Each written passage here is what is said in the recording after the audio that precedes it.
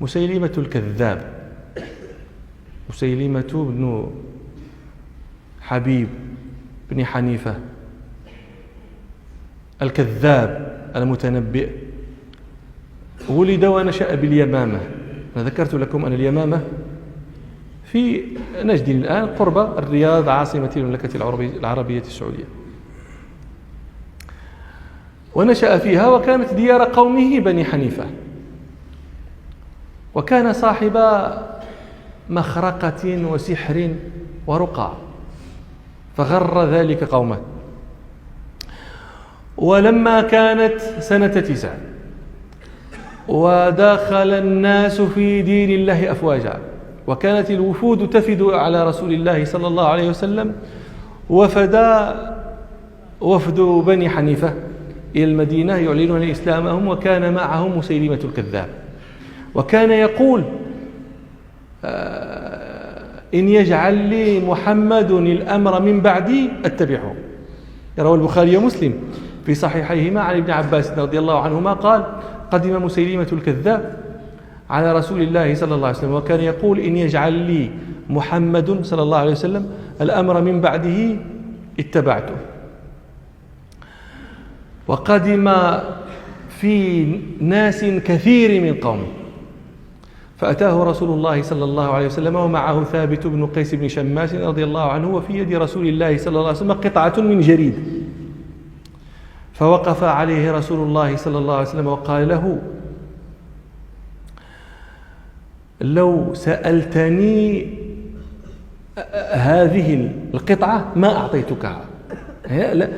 هو يقول يعطيني محمد نبوة من بعده، يقول له رسول الله صلى الله عليه وسلم: لو سألتني هذه القطعة من الجريد ما أعطيتكها، ولن تعدو أمر الله فيك، وإن أدبرت ليعقرنك الله، ولا أراك إلا الذي أريت فيك ما رأيت.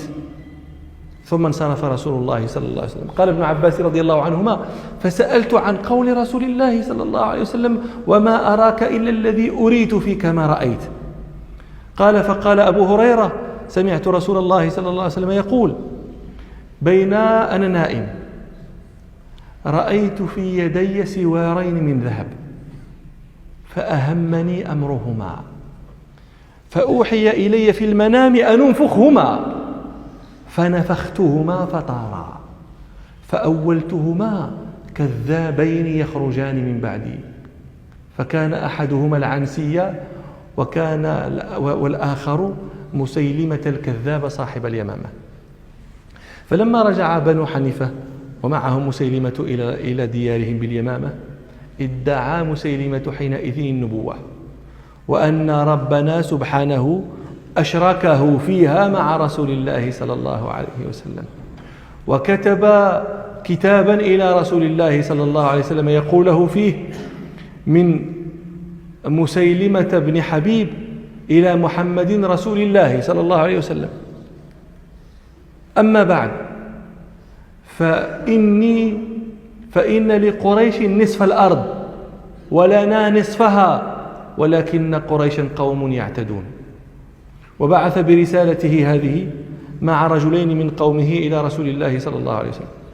فلما جاء الرسولان سألهما رسول الله صلى الله عليه وسلم عن قولهما، فقال: نشهد أن محمدا رسول الله صلى الله عليه وسلم. وقال له: إن مسيلمة لا ينكر ذلك، ولكنه يقول إنه أشرك معك في الأمر، وأحدثت له نبوة مع نبوتك. فقال لهما رسول الله صلى الله عليه وسلم: لولا أنكما رسولان لقتلتكما. ثم دعا بعلي رضي الله عنه، لأنهما ارتدا، ثم دعا بعلي رضي الله عنه فأمره أن يكتب: من محمد رسول الله صلى الله عليه وسلم إلى مسيلمة الكذاب، السلام على من اتبع الهدى، أما بعد، فإن الأرض لله يورثها من يشاء من عباده والعاقبة للمتقين. لا تقول قريش نصف الأرض، ولا لك، إن الأرض لله يورثها من يشاء من عباده والعاقبة للمتقين. وبعث رسول الله صلى الله عليه وسلم برسالته هذه، بعث رسالته هذه مع رجل من الأنصار يقال له حبيب بن زيد المازني. فلما أتى مسيلمة قال له مسيلمة الكذاب: أتشهد أن محمدا صلى الله عليه وسلم رسول الله؟ فقال حبيب: نعم. فقال له: أتشهد أني رسول الله؟ فقال: إني أصم لا أسمع. فكرر عليه مسيلمة الكذاب الكلام، فكرر عليه الأنصاري الجواب، فجعل مسيلمة كلما قال: أتشهد أن محمدا صلى الله عليه وسلم رسول الله؟ قال حبيب بن زيد رضي الله عنه: نعم. فإذا قال له: أتشهد أني رسول الله؟ قال له: إني أصم لا أسمع. فقتله عليه من الله ما يستحق، وقطعه عضوا عضوا، فمات شهيدا رضي الله عنه.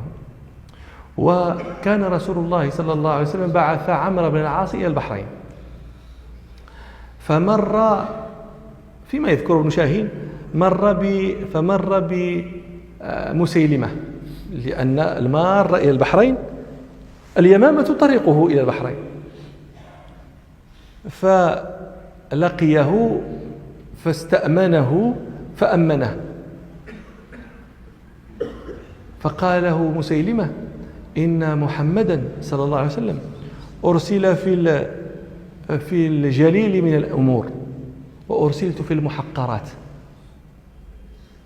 فقال له عمرو بن العاص رضي الله عنه: اعرض علي بعض ما تقول. فلما عرض عليه قال له عمرو بن العاص: والله إنك لتعلم أنك من الكاذبين. فتوعده حينئذ. وكان يزعم أن جبريل عليه السلام يوحي إليه أيضا، يأتيه بالقرآن كما يأتي رسول الله صلى الله عليه وسلم، وأنشأ لهم أسجاعا ركيكة، من ذلك قوله: يا ضفدع بنت ضفدعين نقي كم تنقين، لا الماء تعكرين ولا الشارب تمنعين، رأسك في الماء وذنبك في الطين. ومن جملة ما يقول قوله: الفيل وما أدراك ما الفيل له خرطوم طويل إن ذلك من خلق ربنا لقليل. الخطابي يعقب على هذا الكلام يقول: ما أحمق مسيلمة، يريد أن يسلك سبيل القرآن في الكلام. القارعة ما القارعة، وما أدراك ما القارعة، وما أدراك ما يوم الدين، فيريد أن يستعمل هذا الأسلوب، فقال: الفيل وما أدراك ما الفيل. ما أجهلك يا مسيلمة بلغة قومك، لأن هذا الكلام ما أدراك بكذا يأتي في كلام في نظم القرآن في الشيء لا تراه الحواس، لأن هذا ما أدراك أمر لتصوير ذاك الذي لا تدركه الحواس. أما الفيل هذا يراه الناس بأعينهم، كيف وما أدراك؟ أنا أدريه، أراه بعيني، له خرطوم طويل، أرى الخرطوم.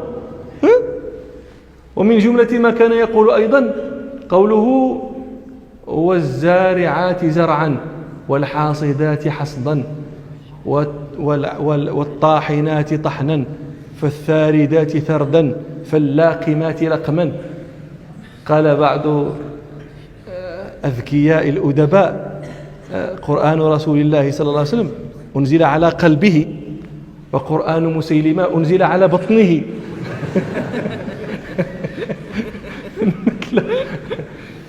إلى أمثال ذلك من أسجاعه الركيكة السخيفة.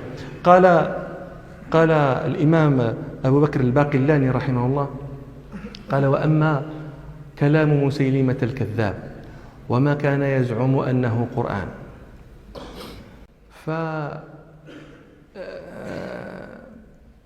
فلا ننظر إليه لسخافته ولا نشتغل به لركاكته، وإنما أوردنا طرفا منه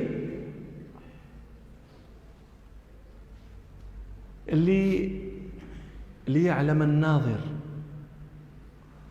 وليتبصر المستبصر بأنه على ركاكته قد أزل، وعلى سخافته قد أضل، وميدان الجهل واسع.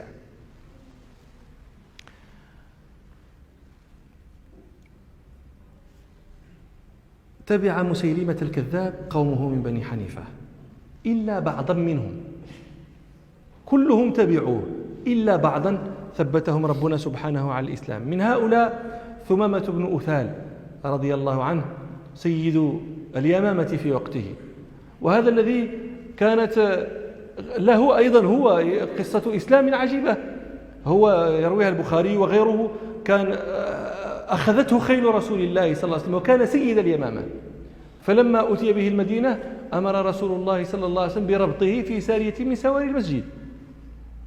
فلما أصبح رسول الله صلى الله عليه وسلم أتاه وقال له: ما عندك يا ثمامة؟ هو مربوط هذا.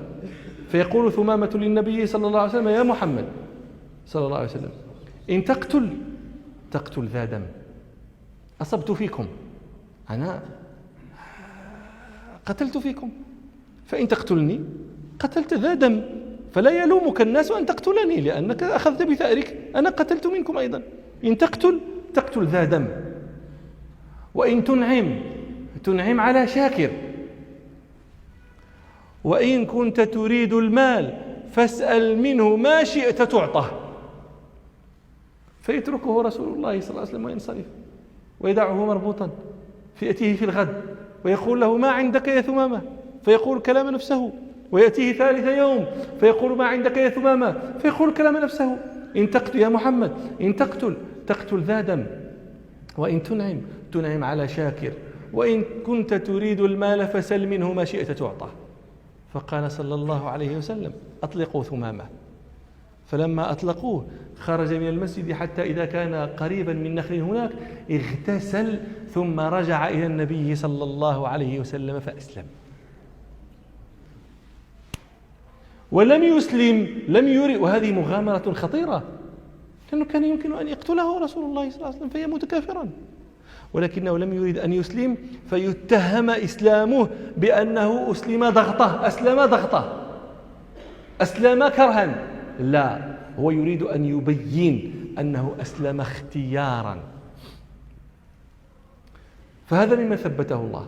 فقام في قومه خطيبا يقول لهم: يا قوم، أطيعوا أمري واسمعوا قولي ترشدوا. إنه لا يكون نبيان بأمر واحد، وإن محمدا صلى الله عليه وسلم لا نبي بعده ولا نبي أشرك معه. ثم قرأ رضي الله عنه قول ربنا سبحانه: أعوذ بالله من الشيطان الرجيم، بسم الله الرحمن الرحيم، حميم، تنزيل الكتاب من الله العزيز العليم، غافر الذنب وقابل التوب شديد العقاب ذي الطول لا إله إلا هو إليه المصير. ويقول هذا كلام الله عز وجل. أين هذا من يا ضفدع بنت ضفدعين؟ أين هذا من هذا؟ والله إنكم لترون ما يخرج هذا من ما يخرج هذا الكلام من ربوبية، ما يتكلم به رب، يا ضفدع بنت ضفدعين.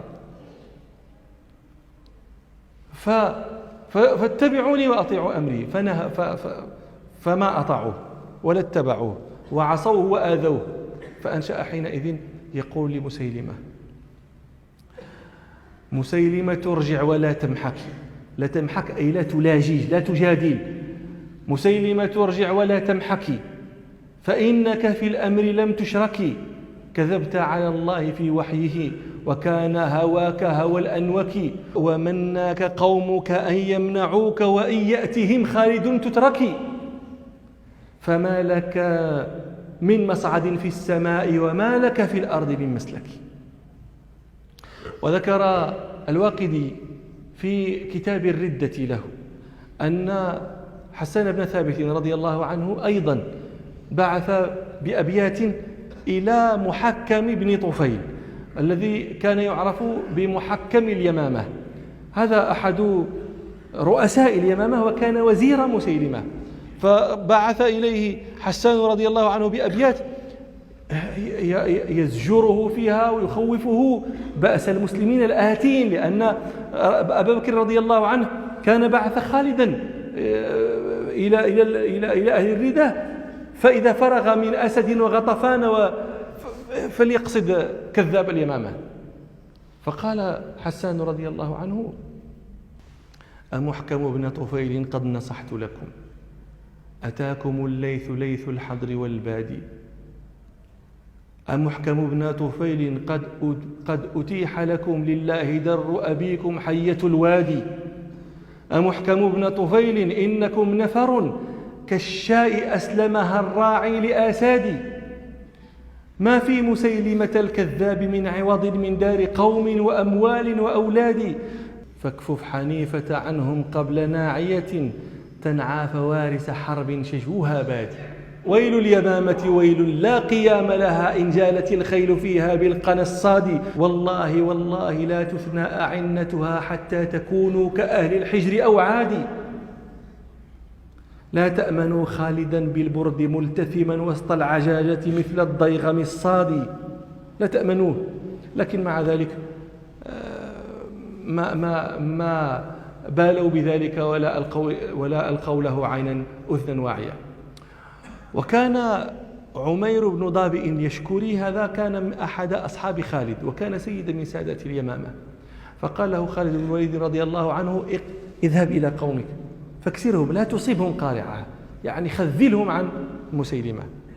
فأتاهم وكانوا لا يعلمون بإسلامه، فقال لهم: يا معشر بني حنيفة، هذا خالد بن الوليد قد أتاكم في المهاجرين والأنصار، ورأيت القوم يتتابعون على اليمامة، قد قضوا وطرا من أسد وغطفان وهوازن، وأنتم الآن في أكفهم. وإني رأيت أقواما إن غلبتموهم بالصبر غلبوكم بالنصر، وإن غلبتموهم على الحياة غلبوكم على الموت، وإن غلبتموهم بالعدد غلبوكم بالمدد. لستم والقوم سواء، الإسلام مقبل والشرك مدبر، وصاحبهم نبي وصاحبكم كذاب. فالآن والسيف في غمده والنبل في جفيره قبل أن يسل السيف ويرمى بالنبل، فآذوه وتركوه. فقيل لمحكم بن طفيل هذا، قيل له: إن خالدا ها هو قد حضر مع المهاجرين والأنصار. فقال لهم: رضي خالد أمرا ورضينا غيره. وما ينكر خالد أن يكون من بني حنيفة من قد أشرك في هذا الأمر.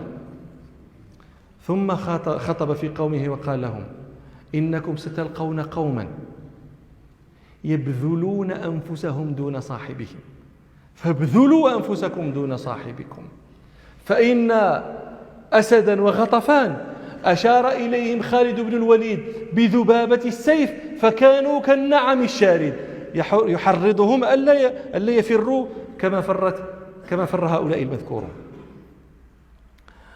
ثم جاء خالد بالمسلمين حتى أشرف على ثنية تطل على اليمامة.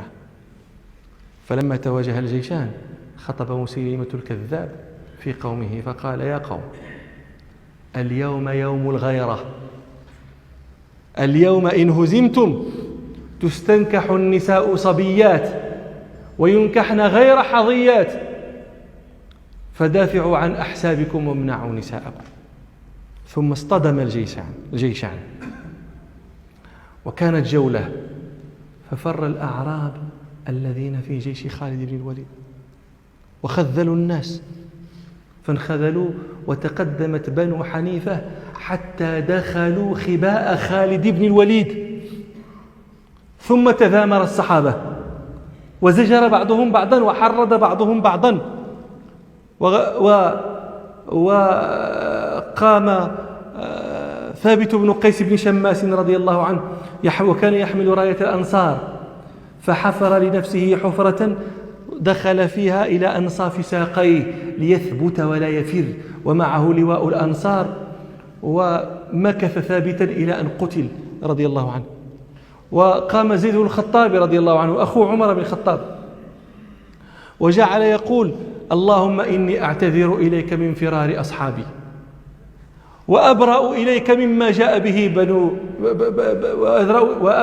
مما جاء به مسيلمة. وكان يحمل لواء المهاجرين، وجعل يتقدم يقول: والله لا أتكلم حتى يهزمهم الله أو ألقى الله فأكلمه بحجتي. فما زال يتقدم حتى قتل شهيدا رضي الله عنه. وقال المهاجرون لسالم مولى أبي حذيفة: هل تخشى أن نؤتى من قبلك؟ فجعل يقول: بئس حامل القرآن أنا إذن. وجعل يصيح في الناس ويقول: يا حملة القرآن زينوا القرآن بالفعال. فجعل يتقدم حتى أصيب. وجعل المهاجرون والأنصار، وأنتم ترون قلت لكم لما انخذل الأعراب وفروا وكان الناس مختلطين يعني مرج بعضهم مع بعض، جعلوا يقولون: يا خالد أخلصنا يعني لا تتركنا في هذا الاختلاط، في هذا الالتباس. فأخلصهم خالد. أخلص المهاجرون من الأنصار، المهاجرون تحت لوائهم والأنصار تحت لوائهم وكل بني أب تحت لوائهم، حتى يعلم من أين يدخل الخلل في جيش المسلمين، من أين يأتي الهزيمة. وطبعا إذا قاتل كل بني أب تحت رايتهم يأنف حينئذ كل بني أب أن تكون الدبرة عليهم. وجعل خالد رضي الله عنه يذهب في الصفوف ويجيء، ما يلقى إنسان إلا قتله، ولا يقوم له شيء إلا أكله. وصبر الصحابة صبرا لا نظير له، وقاتل بنو حنيفة قتالا لم يعهد مثله، ولم يزل هؤلاء وهؤلاء يضرب بعضهم بعضا حتى فتح الله المسلمين. وفر بنو حنيفة وركب الصحابة أكتافهم يضربون أقفاءهم يقتلون، حتى لجأ بنو حنيفة إلى حديقة هناك، حصين منيع دلهم عليه محكم بن الطفيل ذاك، فدخلوه وقتل محكم عند بابه. فدخل بنو حنيفة وتحصنوا في تلك الحديقة ومسيلمة الكذاب معهم. فلما تحصنوا في الحديقة وكانت حصينة منيعة ولا يدرون من أين يدخلون لها، قام البراء بن مالك رضي الله عنه، وهذه إحدى البطولات التي كانت في ذلك اليوم وكان مليئا بذلك. قام البراء بن مالك فقال: احملوني، ألقوني عليه من وراء الجدار، من وراء السور. فحملوه على الحجف هذه حجفها ترس صغير، حملوه فوق هذه التروس، وحملوا التروس على الرماح وألقوه واحد وسط المعمعة، فما زال يقاتل بني حنيفة على الباب حتى فتحه المسلمين. فدخل المسلمون وفتحوا الأبواب وصاروا يتسورون الحيطان ودخلوا الأبواب وجعلوا يقتلون المرتدين قتلا ذريعا، ويبحثون عن مسيلمة الكذاب حتى وجدوه في ثلمة جدار، في جدار قد انثلم انهدم، وهو واقف كالجمل الأورق يريد أن يتساند إلى الجدار فلا يستطيع، لا يعقل من شدة الغيظ، وقد أزبد حتى خرج الزبد من شدقيه. فضربه وحشي، رماه بحربة دخلت من جهة حتى خرجت من أخرى، ثم أسرع إليه أبو دجانة سماك بن خرشة رضي الله عنه فضربه بالسيف فقتله. فصاحت جارية من القصر: وأمير الوضاءة قتله العبد الأسود. هو كان أخناس وصيفر قبيح، فقالت هي: وأمير الوضاءة، ليس وضيئا وجميلا فحسب، بل هو أمير الجمال. أنا قلت لكم كان صاحب سحر، يعني هذه كانت مسحورة، هو خايب وهي كتقول الزين. واش تنقولها لكم بالدرجة فهمتوها ما تعرفيها. فلما وضعت الحرب أوزارها سار خالد بن الوليد رضي الله عنه مع رجل من أصحاب مسيلمة يقال له مجاعة بن مرارة، يريه مسيلمة في القتلى. فمروا برجل أخينس أصيفر، فقال له مجاعة: هذا صاحبكم قد فرغتم منه. فقال خالد: قبحكم الله على اتباعكم هذا يتبع. ثم أمر خالد بعد ذلك من بقي من بني حنيفة بمراجعة الإسلام، فرجعوا. وأنا قلت لكم هذا اليوم كان يوم بأس شديد، ظهرت فيه بطولات غريبة. هذا البراء بن مالك يلقى من فوق الأسوار. هذه الحديقة كانت تسمى حديقة الموت لكثرة من مات فيها من بني حنيفة ومن المسلمين.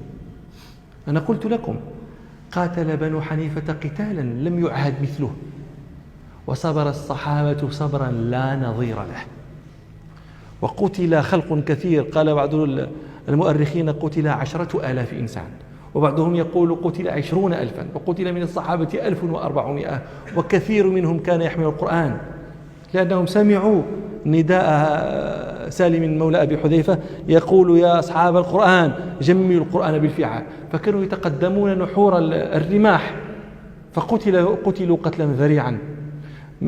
ذكرت لكم ثابت بن قيس بن شماس رضي الله عنه الذي حفر لنفسه حفرة في الأرض حتى وإن تطر نفسه شعاعا لا يرجع.